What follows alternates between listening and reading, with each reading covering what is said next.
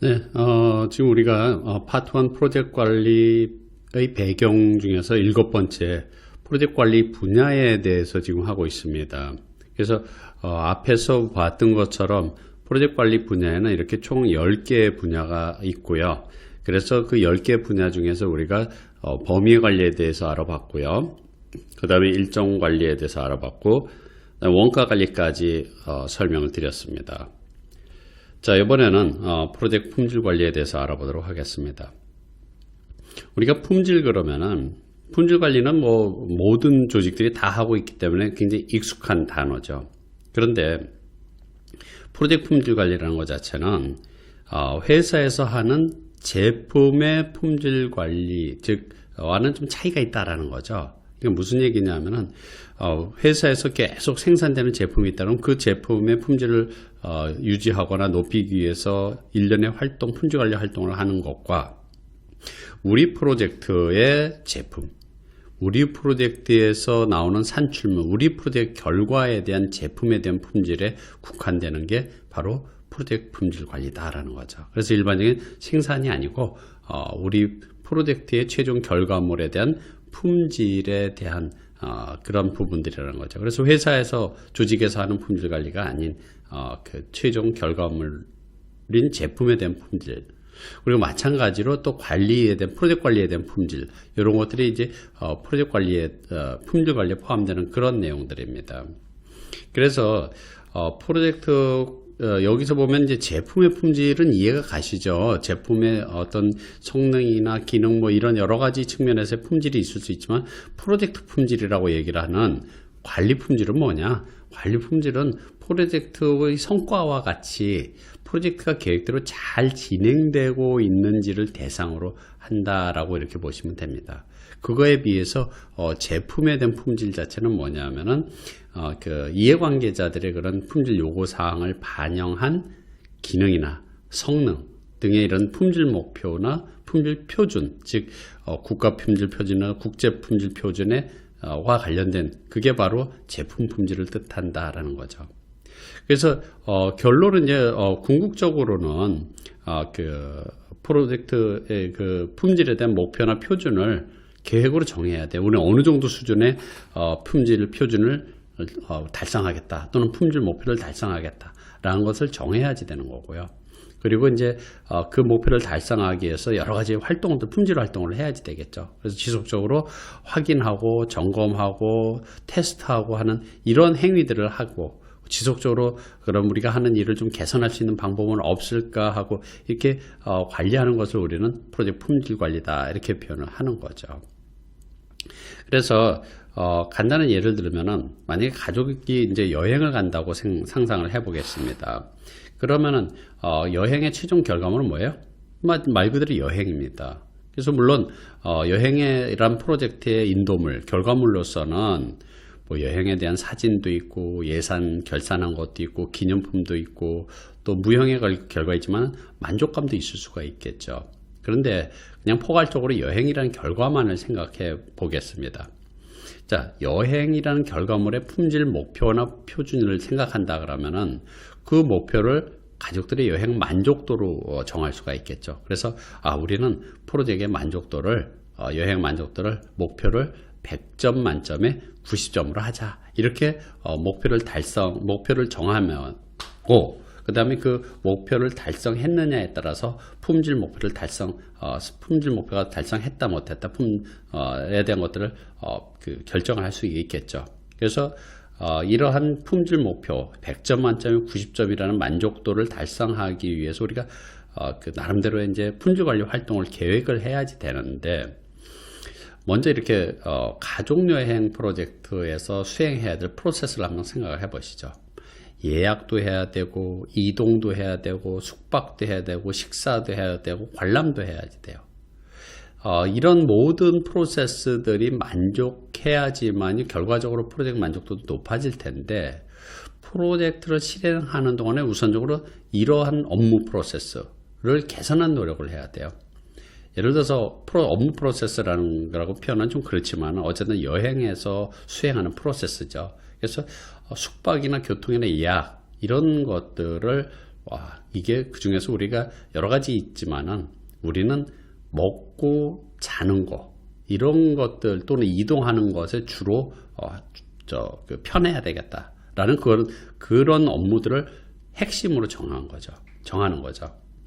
그래서 그 중에서 예를 들어서 가장 여행을 해서 그런 핵심을 과 관련돼서 영향을 미치는 업무는 예약 업무다.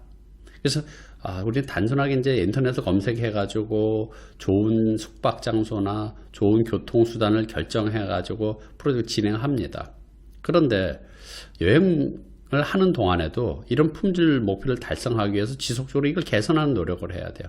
여행 도중에 만약에 생각보다 숙소가 별로 좋지 않았더라, 교통수단이 좀 불편했더라, 그러면은 다음에 묵을 장소나 교통수단을 결정하기 위한 그런 행위, 업무를, 프로세스를 개선을 해야지 되는 거죠. 그래서 단순한 인터넷 검색이 아니라 예를 들면 지역 안내센터 가서 정보를 수집해갖고 다른 정보 확보 방법을 통해서 확인한다. 그러면 그게 바로 개선된 절차라고 볼 수가 있겠죠.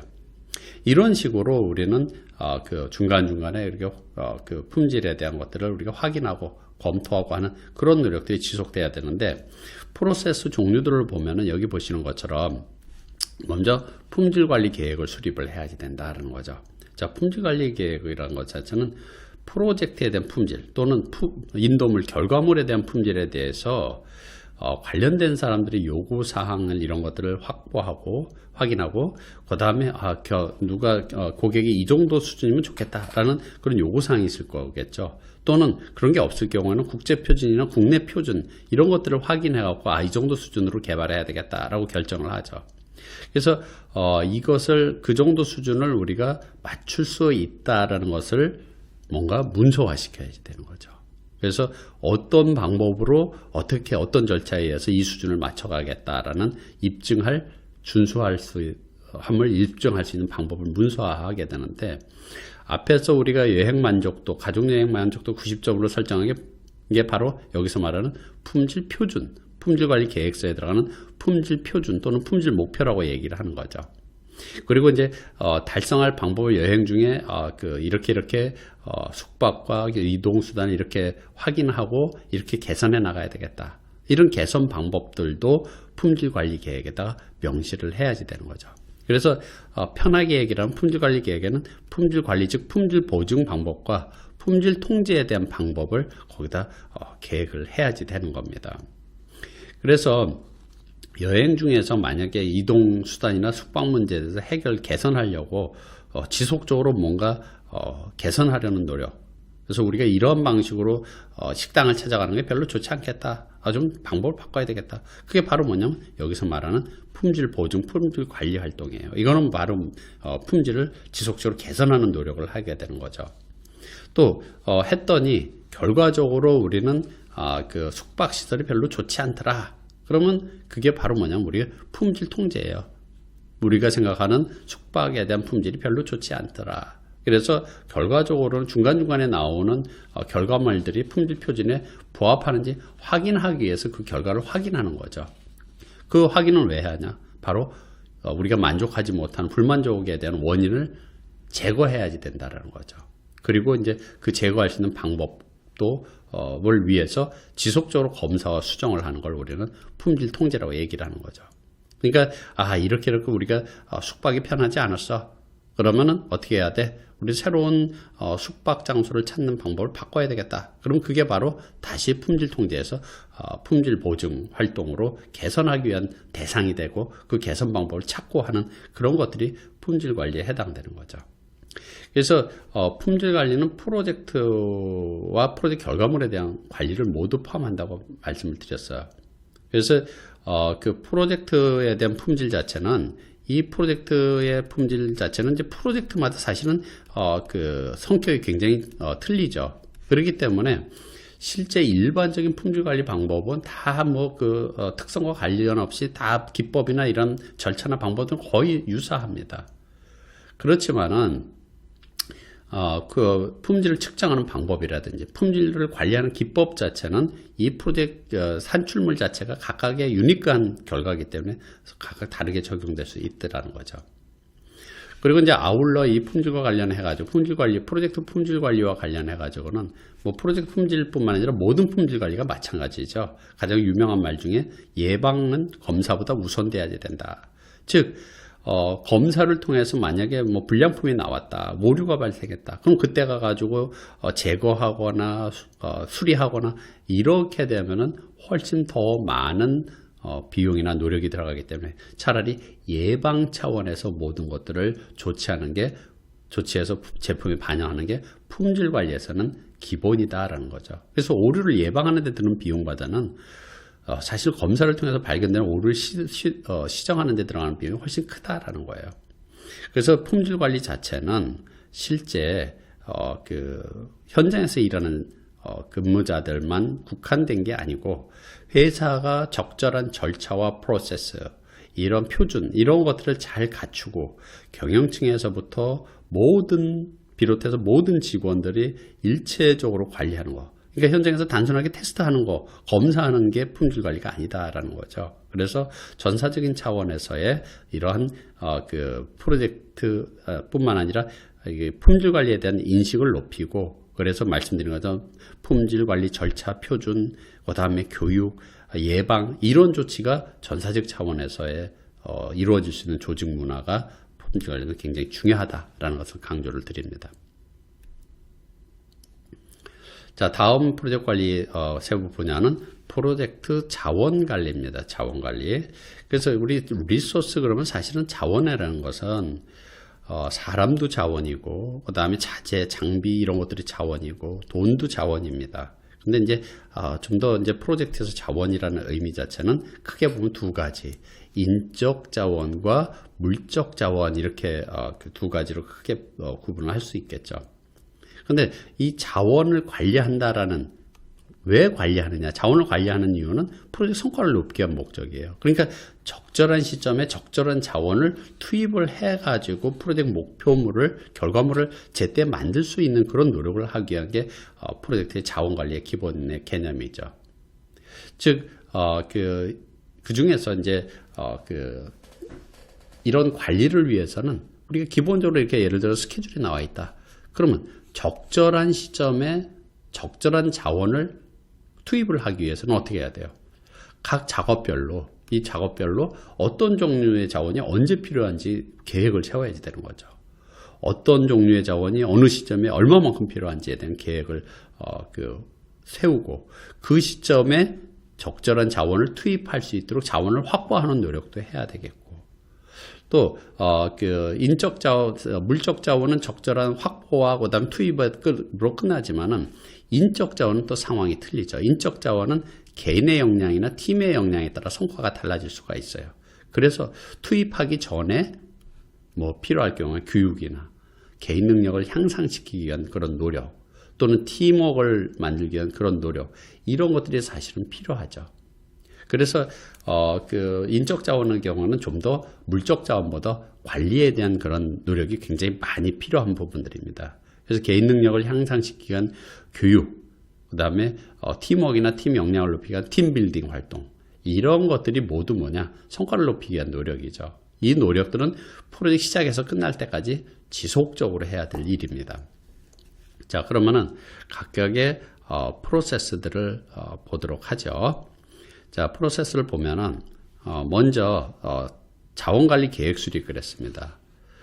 자원관리 계획 수립은 크게 보면은 이제 인적 자원에 대한 팀 관리 계획이 나올 수가 있겠고요. 그다음 물적 자원을 위해선 물적 자원 관리 계획, 이렇게 두 가지가 나올 수 있어요. 그러면 여기서 팀 관리 계획이라는 것은 뭐냐? 이것은 팀원들의 역할과 책임을 정해주는 거죠. 그리고 조직도를 만드는 거죠. 그리고 어떤 방법으로 언제 어떤 인력을 어떻게 충원할 것인지는 인력 충원 방법, 이런 것들로 구성되어 있는 게 바로 충원 계획, 이런 것들이 바로 뭐냐? 팀 관리 계획이에요. 물론 팀원들을 어떻게 교육시킬 것이냐, 어떻게 팀 빌딩을 할 것이냐, 이런 것들도 물론 다 포함되겠죠. 그런데 물적 자원 관리 계획은 적정한 물적 자원을 확보하고 그리고 그 물적 자원을 적정한 시점에 투입하고 하는 최적화 방법만 기술을 하면 되는 거죠. 자, 그 다음에 이제 활동 자원 산정을 보도록 하죠. 활동 자원 산정은 실제 각각의 아까 말씀드린 것처럼 이런 스케줄이 있다 그러면은 각각의 작업별로 어느 시점에 어떤 인력이 얼마만큼 필요한지에 대한 자원의 종류나 수량, 시기 등을 추정해 가지고 첫 주차에는 몇 명이 필요하고 둘째 차에는 몇 명이 필요하고 이렇게 기간별로 필요한 인력 또는 작업 단위별로 필요한 인력들 이런 것들을 파악한 것을 우리는 자원 요구 사항이라고 이렇게 표현을 하는 거죠. 그래서 실제 보면은 이제 그 물적 자원에 관한 거는 좀 편하지만은 인적 자원은 물론 물적 자원도 상당히 종류가 많고 종류별로 다 파악을 해야 될 필요가 있지만은 인적 자원은 물적 자원에 비해서 제때 확보하는 데 상당히 어려움을 겪을 수 있기 때문에 특히 인적 자원에 대한 그 기획, 충원 계획과 같은 그런 것들이 사실은 굉장히 강조되는 거죠. 그렇지만 이제 인적 자원의 경우에는 이 적절한 시점에 확보하기 위한 이러한 노력이 필요해서 자원 확보라는 프로세스를 따로 갖고 있습니다. 일반적인 우리 생각으로는 뭐 그냥 필요한 시점에 인사명령 내서 그냥 뽑으면 되는 거 아니야 이렇게 생각할 수도 있지만 실제 단순하게 인사명령이 낼 수는 없겠죠. 왜냐하면은 프로젝트에서는 모든 조직에서 인력이 다 충분하지 않아요. 어느 조직들이든지 맘대로 이렇게 필요한 만큼을 항상 다 제공할 수는 없기 때문에 항상 부족하죠.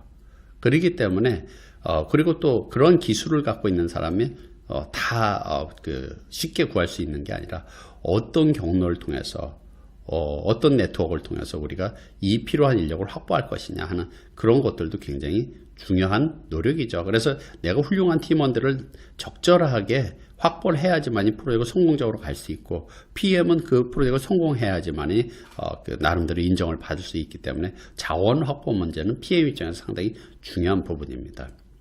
자, 그러면은 자원 중에서 사람이 뽑히면은 사람에 대해서는 팀 개발과 팀 관리를 하게 됩니다.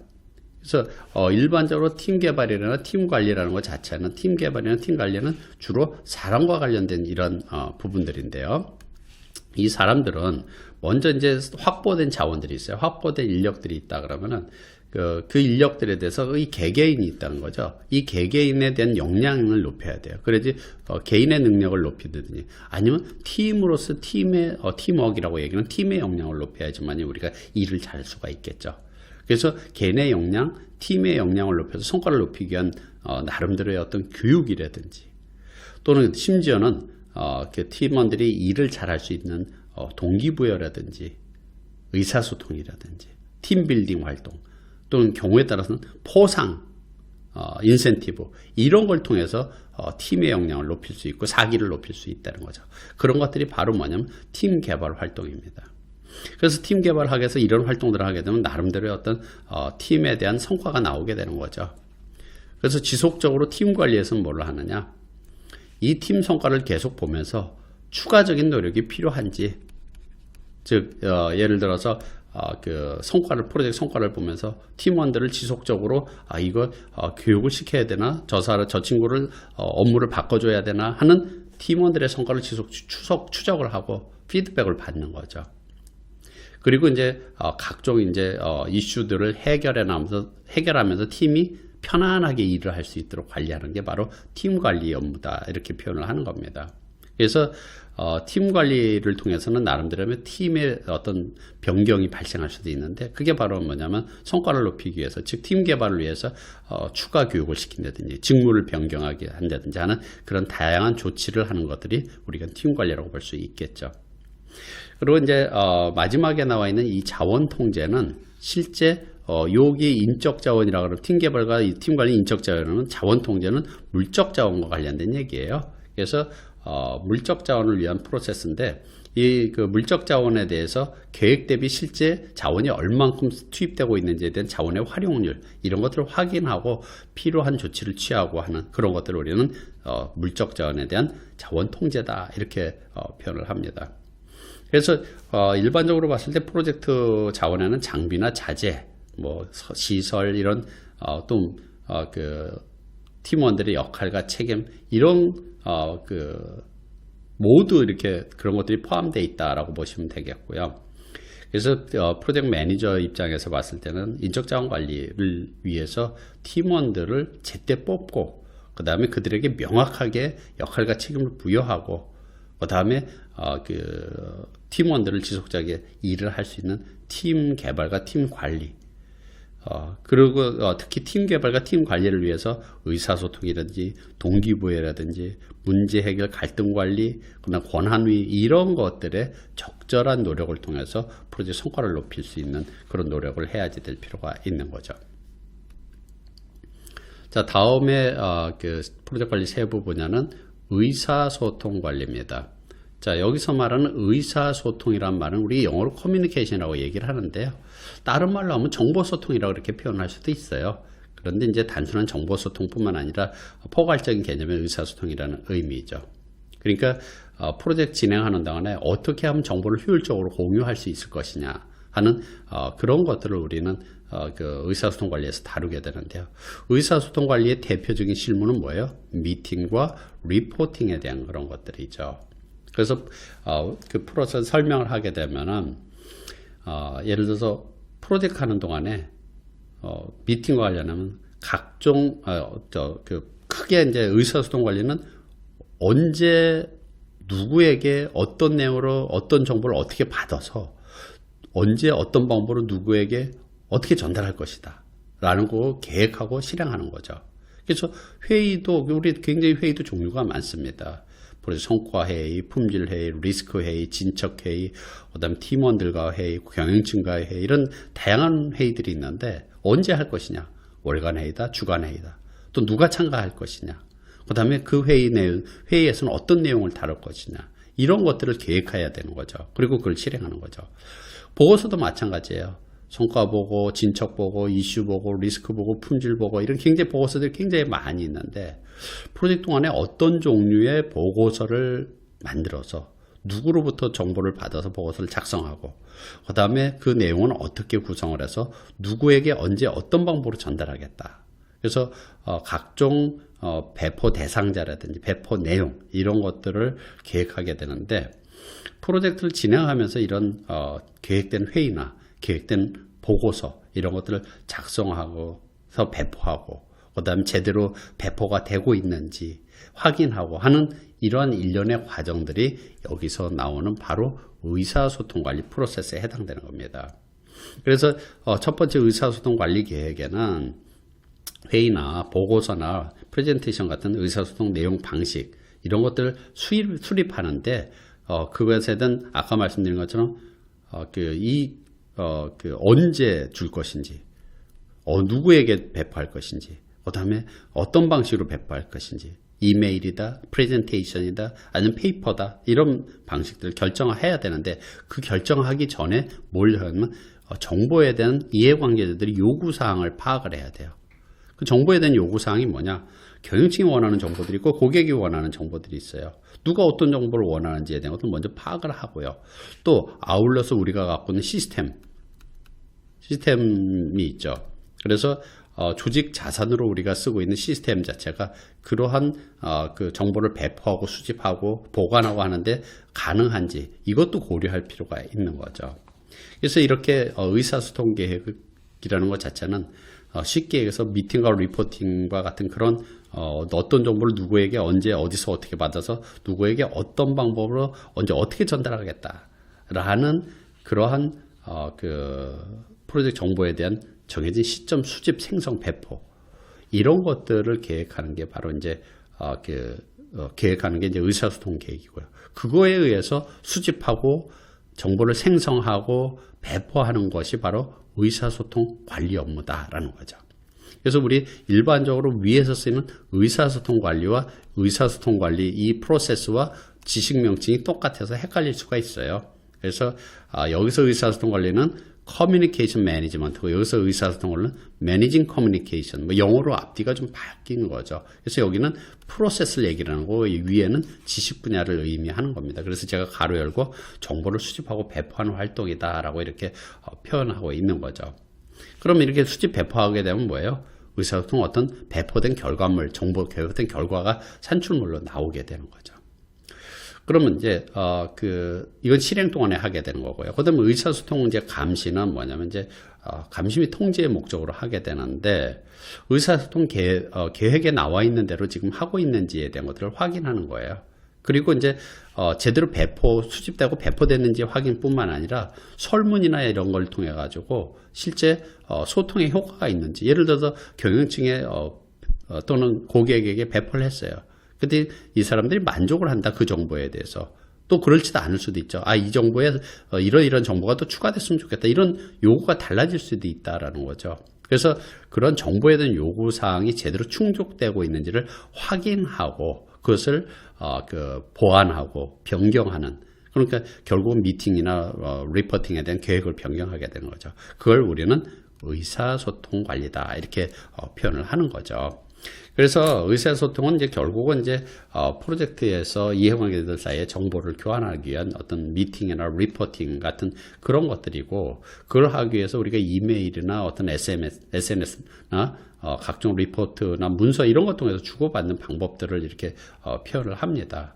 그래서 이런 것들이 내부적으로 배포되기도 하고 공유되기도 하고 또 외부에도 공유되기 때문에 이런 것들을 이제 제대로 전달하고 배포하기 위한 나름대로 이제 미디어나 아니면 방법, 이런 것들을 프로젝트 입장에서 봤을 때는 적절하게 선정하는 게 굉장히 중요한 부분이다라고 강조할 수 있겠습니다.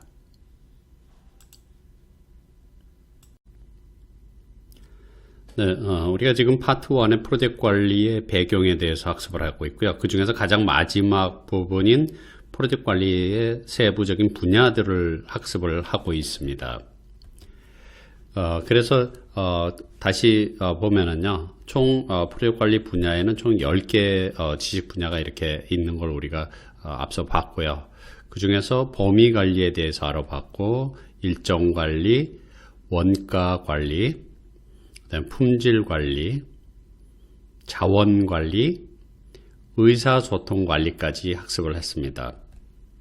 자, 이어서 나오는 내용은 이제 프로젝트 리스크 관리입니다. 프로젝트에서 우리 리스크라는 단어가 있고요. 사실은 뭐 이슈라는 단어도 있죠. 이슈 또는 프로블럼이라고 얘기를 하는 그런 부분도 있죠. 그래서 이슈와 프로블럼의 차이점은, 이슈는 이미 발생해버린 문제, 그래서 프로블럼이라고 얘기하기도 하고요. 그래서 이미 발생한 문제를 이슈라고 얘기를 한다 그러면은 발생 가능한 잠재적인 사건들을 우리는 이슈라고 부른다라는 거죠. 그래서 리스크 관리는 일 터진 다음에 뭔가 조치를 하는 게 아니라 사전에 발생하기 전에 선제적으로 대응하는 그러한 방법을 리스크 관리를 통해서 한다라는 거죠. 그래서 선제적인 대응을 통해서 리스크를 제거하거나 완화하는 노력을 하는 게 리스크 관리인데요. 오늘날의 리스크의 개념에는 단순하게 어떤 나쁜 일, 잘못될 일, 손실이 나는 일과 같은 그런 위협을 줄이거나 없애는 방법 외에 기회를 높이는 이러한 노력도 같이 리스크 관리에 포함되는 개념이죠. 그래서 기회와 위협을 모두 포함하는 개념이죠. 그래서 우리 일반적으로 리스크 관리는 생활에서도 흔하게 볼 수 있는 부분들입니다. 예를 들면은 우리 우유가 있다. 그러면 이 우유를 냉장고에 넣는 이유는 뭡니까? 상할 수 있는 리스크를 예방하기 위해서 넣는 거죠. 또 길을 건널 때 아무데나 건너지 않고 횡단보도로 건너는 것도 사고를 예방하기 위해서 하는 거고요. 좌우측을 살피는 것도, 이런 것들이 모두 우리는 일상생활에서 볼 수 있는 리스크 활동이죠. 그래서 이제 좀 더 예를 들어보면은, 앞에서도 설명드렸던 것처럼 가족여행을 한번 생각을 해볼까요? 자, 가족이 히말라야로 여행을 간다. 그래서 여러 가지 이제 여행을 가기 위해서는 이제 계획을 수립을 하죠. 그런데 그 계획 수립 과정에서 생각할 수 있는 리스크들을 우리가 미리 예상할 수가 있겠죠. 예를 들어서 숙소 예약에 실패한다든지, 또 예약한 숙소를 가봤더니 수준이 낮다든지 하는 그런 일이 있을 수가 있다는 거죠. 그래서 그럼 그런 리스크에 대비해서 우리는 어떻게 해야 되느냐? 좀 더 조기에 인터넷 숙소를 검색하고 비교해서 예약을 시도함으로써 그런 리스크를 좀 줄여야 되겠다. 이런 게 바로 리스크 관리가 될 수 있겠죠. 또한 여행 중에 히말라야니까 고산병으로 인해서 고통을 받아가지고 우리가 여행을 망칠 수 있다는 거죠. 그런 리스크가 예상이 되니까 사전에 우리 미리 예방주사를 맞거나 미리 고산병 약을 복용을 해야 되겠다. 그러면은 그 리스크를 줄일 수가 있겠죠. 또 뭐 현지 치안이 불안해가지고 안전 문제가 있을 수도 있겠다. 이런 것들 미리 생각하는 걸 다 리스크에서 우리는 관리에서 기본적으로 리스크를 식별하는 그런 활동들이죠. 그런데 사전에 계획을 세울 때도 예를 들면은 그런 리스크들을 예상해서 사전 대응을 할 수도 있겠지만은 만약에 현지에 가갖고 이제 프로젝트 실행 중이에요. 여행을 하는 중인데 현지에서도 또 새롭게 예상되는 일이 있을 수가 있어요. 예를 들면은 갔더니 예상보다 현지 기온이 낮아갖고 감기가 걸릴 수 있겠네. 뭐 이런 리스크가 현지 실행하는 중간에도 예상이 될 수 있다는 거죠. 그럼 즉시 예방 주사를 맞거나 아니면 약을 복용을 하면 되겠지만은 그게 이제 미리 사전에 식별되지 못하고 현지에 가서 새롭게 예상이 됐다. 그럼 그거에 맞춰서 현지에서 감기약을 복용을 한다든지 아니면 추가로 감기 걸기에 대비해서 옷을 더 따뜻한 옷을 구매를 한다든지 하는 그런 것들도 있을 수 있다는 거죠. 또 현지에 갔더니 미리 그 약을 고산병에 대해서 약을 대비하고 먹고 갔어요. 근데 가봤더니 별로 효과가 없더라 이거예요. 그러면 현지에서 다른 방법을 또 대응 방법을 마련해야 되겠죠. 그래서 현지에서 판매하는 그 동네에서 판매하는 고산병 약은 좀 특별해서 우리 거보다는 낫더라. 효과가 나을 수도 있다는 거죠. 이렇게 리스크 관리는 한 번에 끝나는 게 아니라 지속적으로 한다라고 이렇게 상상을 하시면 되겠습니다. 자, 그러면은 리스크를 관리하는 그 프로세스들을 쭉 한번 보도록 하죠. 첫 번째, 리스크 관리 계획 수립에는 당연히 리스크를 관리하는 방법과 기준 절차가 들어있죠. 리스크 관리하는 방법에 뭐가 있을까 상상이 잘 안 된다 그러면 이런 거가 있죠. 하나의 리스크가 있다면 이 리스크가 큰가 작은 걸 평가를 해야 돼요. 분석을 해야 합니다. 분석할 때 가장 많이 쓰는 게 바로 뭐냐면 그 리스크가 발생될 가능성이라고 얘기를 하는 확률이라든지 발생 빈도를 얘기를 하죠. 또는 그 리스크가 발생했을 때 우리 프로젝트에 미치는 영향. 이 두 가지가 바로 대표적인 그 리스크에 대한 크기를 평가하고 분석하는 그런 방법이에요. 그럼 확률은 어떻게 분석하고 영향은 어떻게 되느냐? 우리는 그냥 높다, 보통이다, 낮다 이렇게 하자. 아니면 진짜 확률을 0.1에서 0.9까지 하자. 이런 것들도 가능하다는 거죠. 아니면 매우 높다부터 시작해서 매우 낮다까지 5단계로 하자. 1점에서 10점 척도를 쓰자. 이런 건 미리 정해놔야지 된다라는 거죠. 그래서 어떤 방법으로 식별할지, 어떤 방법으로 분석을 할지, 어떤 방법으로 대응을 할지 이런 것들에 대한 사전의 기준을 정해놓는 걸 리스크 관리 계획 수립이다 이렇게 표현을 하는 거죠. 어떤 양식을 이용해서 보고해야 될지 이런 것도 모두 포함되겠죠. 자, 관리 계획이 수립되면 이제 본격적으로 프로젝트에서 발생 가능한 리스크를 찾아내는 것을 우리는 리스크 식별이다 이렇게 표현을 하죠. 그래서 발생 가능한 잠재적인 리스크를 찾아내서 이렇게 목록을 만들게 된 거죠. 목록으로 리스크에 대한 리스트를 만듭니다.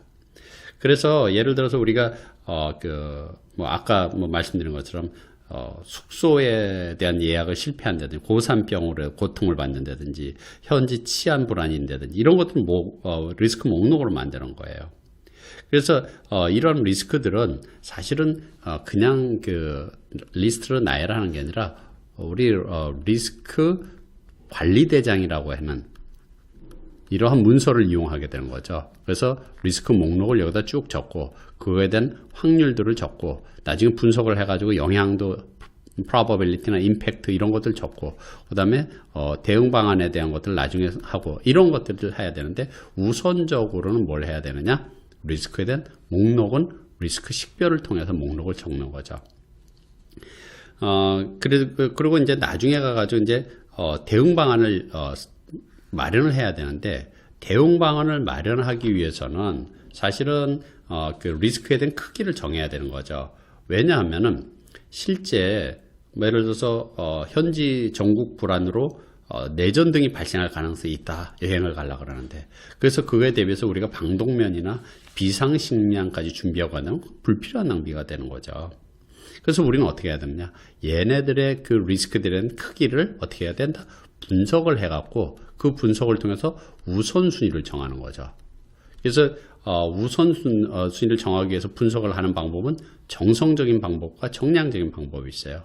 그래서 여기 보시는 것처럼 확률과 영향에 대해서 확률은 0.9가 된다. 그 다음에 영향은 0.8이 된다. 이렇게 점수로 해가지고 이걸 곱해가지고 이걸 하나의 점수로 해가지고 그걸 가지고 우선순위를 정하는 방법도 있겠고요.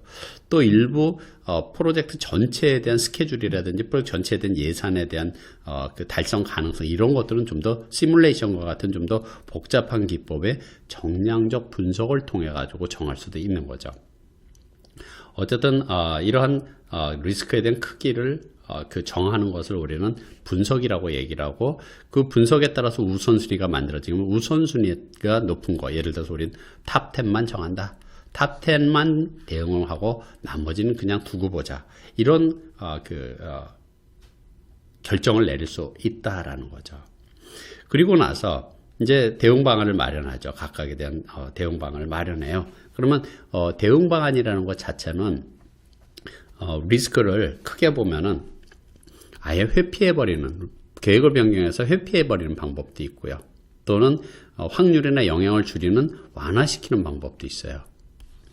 발생 가능성을 줄이는 거죠. 그 다음에 이제 제3자에게 나의 리스크를 이전시키는 보험이나 각종 보증 같은 전가 방법도 있고요. 그 다음에 그냥 단순하게 리스크를 안고 가면서 대신 비상유보금과 같은 우리 비상계획이나 비상유보금 같은 예비비를 편성해두는 이런 방법도 있다라는 거죠. 그게 하나의 대응 방안에 대한 그 수립입니다. 자, 그러면 대응 방안이 수립됐으면 어떻게 해야 돼요? 실행에 옮기는 거죠. 그대로 계획에 나와 있는 대로 실행에 옮기면서 이제 마지막으로는 감시 및 통제를 해야지 되는데, 자, 예상대로 예를 들어서 그 리스크를 실행에 옮겼더니 어떻게 해야 돼요? 리스크가 제거되거나 아니면 리스크가 완화돼야 돼요. 그런데 해봤더니 효과가 없더라. 그럼 어떻게 해야 돼요? 새로운 대응 방안을 마련해야지 되는 거죠. 이거는 기본이 되겠고요. 진행하면서 실행을 하게 되면 또 어떤 리스크는 사라질 수도 있어요. 그죠? 사라질 수도 있고, 그 다음에 어떤 리스크는 생각보다 줄어들 수도 있어요. 그래서 그 최초보다 확률이나 영향이 줄어들 수도 있고요. 그래서 기본적으로는 그 상황을 지속적으로 우리가 감시하고 통제하는 노력을 하는데, 가장 첫 번째는 뭐냐면, 이걸 하기 위해서 첫 번째는 새로운 리스크를 식별해야 되는 일이죠. 즉 프로젝트가 진행되면서 아까 리스크는 처음에만 식별하는 게 아니라 여행 중에도 그때그때 새롭게 나타날 수 있는 리스크를 식별하듯이 프로젝트 진행 중에도 상황이 바뀌고 환경이 바뀌어서 지속적으로 식별하는 노력을 해야지 되는 거죠. 그래서 리스크를 식별하고, 식별된 건 다시 분석을 해갖고 다시 대응을 하고 하는 그러한 것뿐만 아니라 기존의 실행에 통해서 완화되거나 제거된 거 확인하고 사라진 거 없애고 줄어든 거, 이런 것들 다시 분석하는 일부터 필요할 경우 새로 대응 방안을 마련하는 일, 이런 것들이 반복적으로 이루어져야 되는데 그걸 우리가 리스크 감시다 이렇게 표현을 하는 거죠. 그래서 프로젝트는 태생적으로 불확실성을 갖고 태어난다 그랬어요. 그렇기 때문에 항상 리스크가 존재하죠. 그런데 그런 리스크를 감내한 대가로 뭔가 보상을 얻게 되는 거죠. 그래서 적절한 보상에 대한 정도, 그러니까 실제 이 정도의 보상을 얻기 위해서 이 정도의 리스크를 감내하고 그걸 위해서 이만큼 투자는 해야 되겠다라는 그런 부분들이죠. 그래서 일정 관리도 일정 리스크가 있고요. 원가 관리도 원가 리스크가 있기 때문에 일정 계획을 세울 때도 리스크를 고려해서 뭐 예비 시간을 둘 수 있고, 원가 예산 편성할 때도 그 리스크를 고려하고 예비비를 편성할 수도 있어요. 그래서 이런 각 분야에서 리스크 관리를 다 하지만은 프로젝트 리스크 관리는 프로젝트 관리 관점에서 통합적인 측면에서 리스크를 식별하고 관리한다는 거죠. 예를 들어서 A라는 리스크가 있다 그러면 이게 일정에도 영향을 줄 수도 있겠다. 또는 원가의 예산에도 영향을 줄 수도 있겠다. 이런 것들을 골고루 다 파악을 해갖고 그거에 대한 적절한 대응 방안을 마련하는 이런 통합적인 노력이 리스크 관리에서 이루어져야 되는데, 다시 강조드릴 사항은 뭐냐면 한 번에 끝나는 게 아니라 프로젝트 진행되면서 식별하고 분석하고 대응하고 식별하고 분석하고 대응하는 것들이 반복적으로 이루어진다라는 사실을 기억을 해 두셨으면 좋겠습니다. 자, 그 다음에 지식 분야는 뭐냐면 조달 관리예요. 조달 관리. 프로젝트 하면서 우리가 뭐 자재나 장비, 인력 이런 것들 우리 프로젝트에서 자체로 다 조달할 수는 없어요. 우리가 실제 조달할 수 없는 것들이 있기 때문에 그런 것들은 외부로부터 구매하거나 조달을 해야지 됩니다. 그런데 조달을 하는 이유는 뭐예요? 생산시설이 없기 때문에 그런 부분을. 우리가 작업을 하는데 장갑이 필요하다. 실장갑이 필요하다. 실장갑 우리가 직접 만들 수는 없거든요. 그런 생산시설이 없기 때문에 사야 돼요. 또 어떤 경우는 그런 부분에 기술적인 문제가 우리가 해결할 수 없는 부분들이 없기 때문에 자체 제작이나 조달을 해야 될 그런 경우도 있다라는 거죠. 또 경우에 따라서는 우리가 하는 것보다는 외부에서 하는 게, 조달하는 게 원가를 줄일 수 있는 그런 상황도 있을 수가 있겠죠. 그래서 그런 것들, 리스크를 줄이기 위해서 외부 조달을 하는데, 조달 관리는 이제 여기 보신 것처럼 프로젝트 전체를 할 수도 있고 일부를 할 수도 있어요. 그래서 우리 프로젝트를 통째로 맡기는 경우도 있겠죠. 또 거기서 일부 부품이나 일부 부분만 외주로 개발해서 갖고 올 수도 있다라는 거죠. 그래서 예를 들어서 어떤 회사에서 건물을 우리가 프로젝트 건물을 짓는 프로젝트를 한다. 그러면 예를 들어서 뭐 기초공사는 어느 회사에서 하고, 그다음에 전기공사는 어떤 회사에서 하고, 골조공사는 어디서 하고, 뭐 이렇게 다르게 할 수도 있다라는 거죠. 그걸 통째로 또 외주를 줬을 경우에 그 사람들은 또 재하청을 줘갖고 그 부분을 외주로 줄 수도 있고요. 그래서 외주는 발주자 입장이 되는 겁니다. 발주자 입장에서 생각을 해야지 되는 거죠. 그래서 만약에 우리가 수주한 입장이다. 근데 그 중에서 일부만 우리가 수주해갖고 이 부분만을 수행을 한다라고 가정을 하면은 우리 입장에서 봤을 때 이게 프로젝트고, 고객 입장에, 발주자 입장에서는 이 전체가 프로젝트가 되는 거죠. 우린 그 중에서 또 일부를 또 외주를 줄 수도 있는 거죠. 이런 식으로 그 관계가 형성이 됩니다. 그래서 이 조달 관리는 영어로 procurement라고 얘기를 하는데요. 다른 말로 하면은 뭐 구매 관리다, 외주 관리다, 또는 이런 것들을 해갖고 모두 계약 관계를 관리해야 되기 때문에 계약 관리다, 이런 표현을 쓰고 있는 거죠.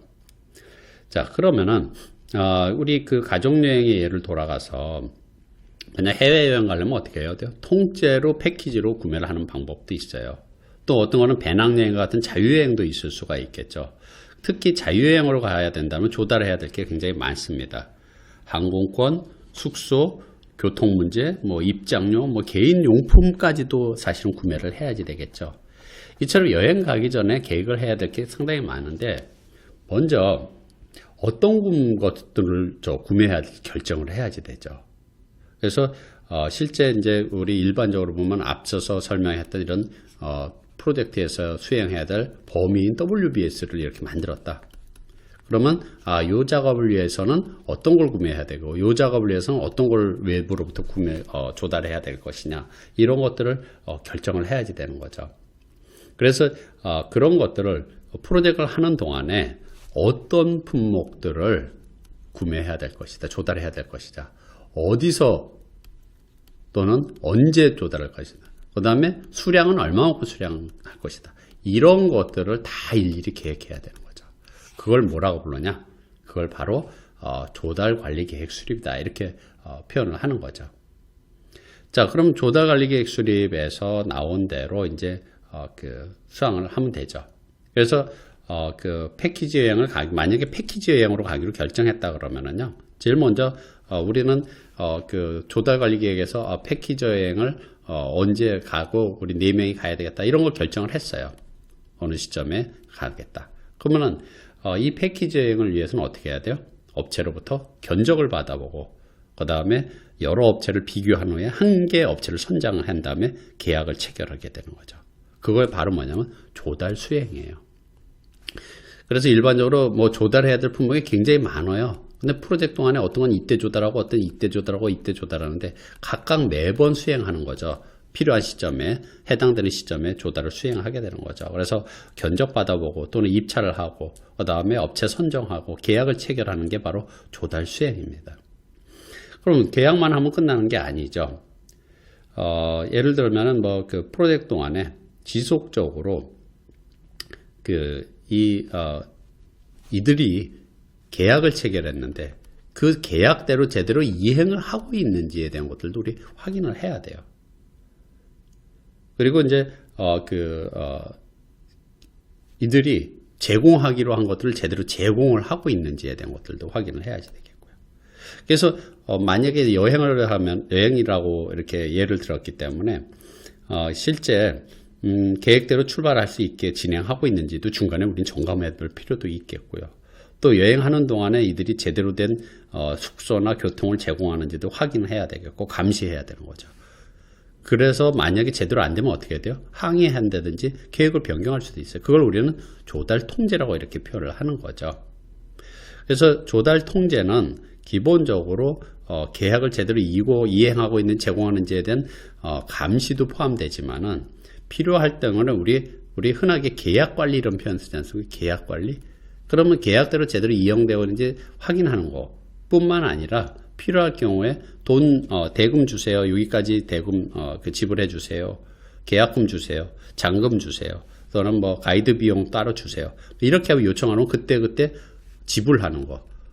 대금을 지불하는 것도 이렇게 계약 관리에 해당되는 그런 조달 통제와 관련된 부분들이에요.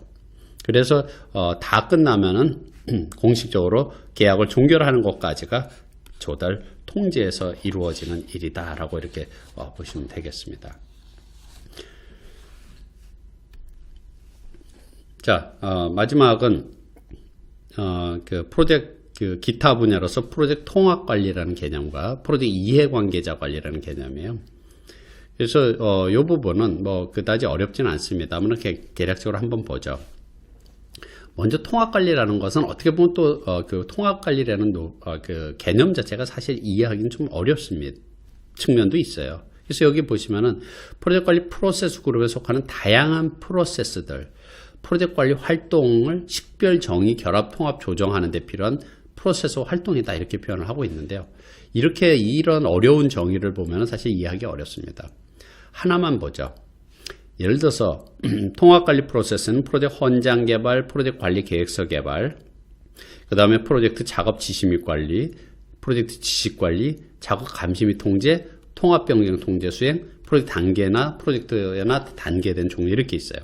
그 중에서 프로젝트 관리 계획서를 하나 보죠. 프로젝트 관리 계획서, 프로젝트 매니지먼트 플랜이라고 얘기를 하죠. 프로젝트 매니지먼트 플랜이라고 하면 프로젝트 관리 계획서를 만든다 그러면은 이게 왜 통합적인 노력이냐? 예를 들어서 계획서 안에는 일정에 대한 계획도 들어가야 돼요. 범위에 대한 계획도 들어가고 원가에 대한 계획도 들어가죠. 이런 각종 계획이 들어가는데 범위가 이렇게 정해져야지만이 그거에 맞춰서 이렇게 수행을 하고 거기에 필요한 원가 예산도 편성이 되는 거죠. 범위를 이렇게 정하면 어떻게 해야 돼요? 이만큼이 늘어나기 때문에 추가 작업과 추가 예산이 필요하게 됩니다.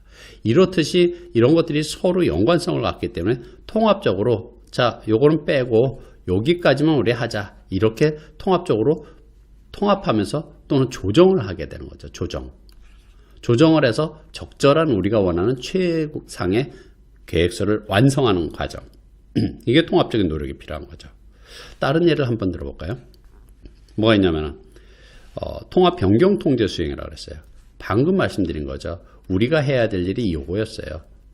그래서 이거에 맞춰갖고 이렇게 일정 계획과 그 다음에 원가 예산을 편성을 했습니다. 그런데 여기서 범위가 이렇게 늘어났어요. 추가. 그럼 말씀드린 것처럼 이게 바로 뭐예요? 변경이죠. 변경사항. 그러면 이게 변경되면은 여기에는 어떤 영향을 미칠까? 라고도 같이 분석을 해봐가지고 자 그러면은 이만큼 여기에 이 기간이 더 필요하고 돈이 이만큼 더 필요하겠네. 이만큼 추가돼야 되겠네. 이런 영향을 미쳐. 그러면은 우리는 어떻게 해야 돼요? 그것을 보고하고 승인받고 그래서 승인에 의해서 변경을 하고 하는 일련의 과정들을 관리해야 되는 거예요. 이 차원에서 이렇게 통합적인 노력, 조정이 필요한 거죠. 이것도 마찬가지로. 그래서 계획을 세우거나 통합 변경 통제를 하거나 이런 것들이 모두 통합적인 노력이라는 거예요. 그래서 프로젝트 최초에 프로젝트를 승인해주는 문서를 만드는 프로젝트 차터를 만들 때도 여러 가지 요소들이 통합적으로 고려를 해야 되겠고 계획서는 물론이고 프로젝트 작업 지시 및 관리, 지시를 예를 들어 프로젝트 작업을 지시하려고 그래요. 그러면 지금 인력을 더 투입해야 되는 상황인지 덜 투입해야 되는 상황인지 일정이나 예산 이런 걸 고려해야 될 필요가 있겠죠. 또 마찬가지로 각종 정보들을 보관하고 하는 지식관리 차원에서도요. 단편적인 그러한 지식이 아니라 프로젝트에 대한 전반적인 통합적인 측면에서의 모든 지식들을 다 보존을 해야지 되는 거죠. 즉 앞에서 우리는 뭐가 있었어요? 프로젝트 작업 감시 및 통제도 마찬가지죠. 계획대로 잘 되고 있는지에 대한 것들을 볼 때 일정이 계획대로 되고 있는지 원가 예산이 계획대로 잘 되고 있는지 품질이 제대로 되고 있는지 이런 것들을 모두 통합적으로 봐야 되는 거죠.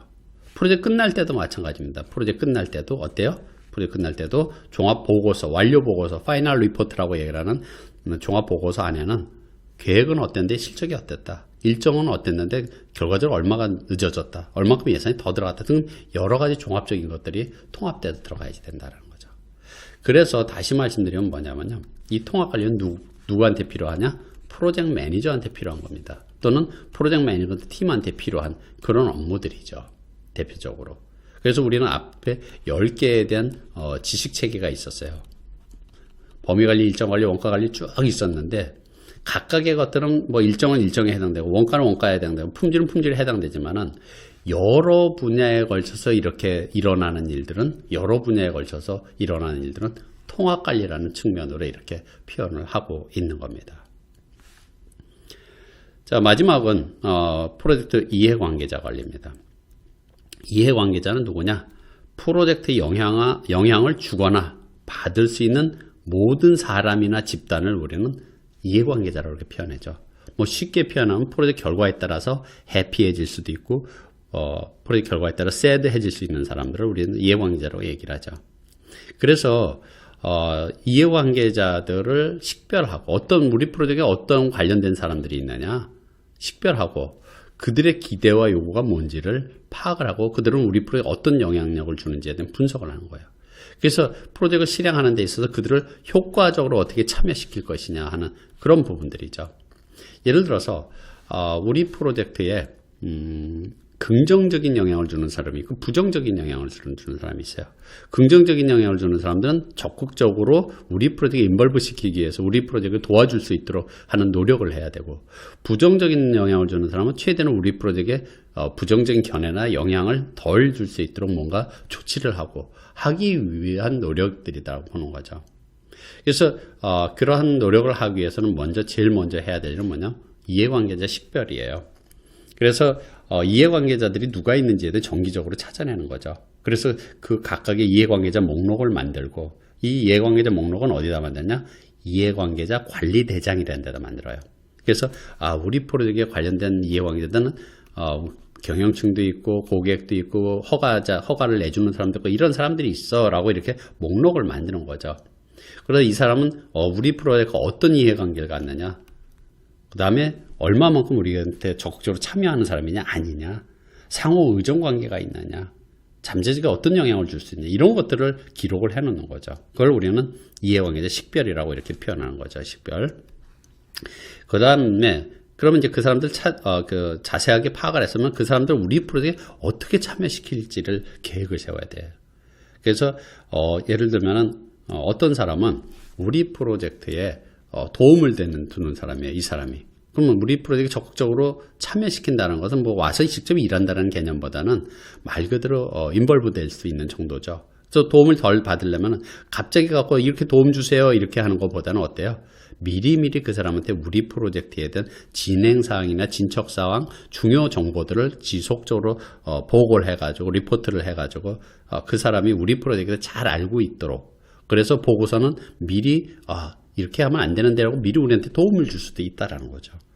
그러한 여러 가지 방법들을 그 계획하는 걸 우리는 어쨌든 참여를 유도하기 위한 어떤 여러 가지 접근 방법들을 개발하는 것을 우리는 이해관계자 참여 계획 수립이라 얘기를 하죠. 그러면 그 계획에 의해서 뭐예요? 실행에 옮기는 거죠. 참여 관리. 그래서 그 이해관계자들의 요구나 기대를 충족시키기 위해서 지속적으로 이제 각 소통, 이슈도 해결하고 참여를 촉진하는 노력. 그래서 우리가 이슈 로그라고 얘기를 하는 그런 것들 대표적인 거죠. 이슈 관리 대장이죠. 이런 것들을 만들어 가지고 배포하고 확인하고 하는 그런 노력이에요. 그래서 실제 이해관계자 관리에서 가장 영향을 많이 받는 게 바로 뭐냐면 바로 의사소통 관리죠. 그래서 관련된 사람들과 어떻게 정보를 잘 주고받아서 그 사람들로 하고 어떻게 참여시킬 것이냐 하는 그런 부분들, 어떻게 참여를 촉진할 것이냐 하는 그런 부분들이죠. 그래서 거기에 따라서 이제 참여를 지속적으로 계속 어떻게 참여하고 있는지, 제대로 참여하고 있는지 이런 것들을 감시하기 전에 우리는 실행할 동안에 지속적으로 그들의 기대를 충족시켜서 뭐 예를 들어 의사소통을 얘기하면 정보를 배포한다든지 하는 그런 노력들, 이슈를 같이 협의를 한다든지 이런 것들이 우리 프로젝트에 함께 참여를 할 수 있는, 참여를 촉진하는 그런 업무라고 보는 거죠. 그리고 이제 마지막은 이제 우리 이해관계자 참여 감식을 했는데 이건 통제예요. 그럼 앞에서 참여 관리를 통해서 어떤 이슈가 발생했다든지 소통한 결과가 있을 거라는 얘기죠. 그거를 참고해 가지고 우리와 이해관계자의 관계를 지속적으로 감시하는 거예요. 그래서 이 사람이 좀 적극적으로 참여를 하지 않고 있구나. 그럼 우리는 어떻게 해야 돼요? 참여 전략이나 참여 계획을 수정을 해야지 되는 거죠. 즉 이해관계자의 참여에 대한 전략을 조정하는 일들을 필요로 하는 거죠. 그래서 뭔가 변경을 이끌어내는 그런 부분들이 바로 마지막 이해관계자 참여 감시라고 생각하시면 됩니다.